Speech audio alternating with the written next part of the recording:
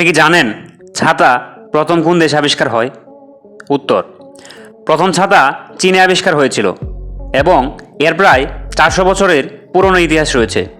যদিও কিছু কিছু সূত্রে এটিকে মিশরীয় সভ্যতার সাথেও যুক্ত করা হয়, তবে সবচেয়ে বেশি প্রচলিত ধারণা হলো চীনেই প্রথম দেশ যেখানে ছাতা আবিষ্কার করা হয়।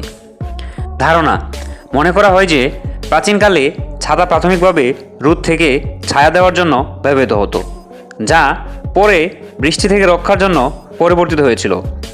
উল্লেখ্য, মিশর, এসিরিয়া, গ্রিস এবং চীন এই প্রাথমিক সভ্যতাগুলোর চিত্রকর্মে ছাতার প্রাচীন নিদর্শন পাওয়া যায়।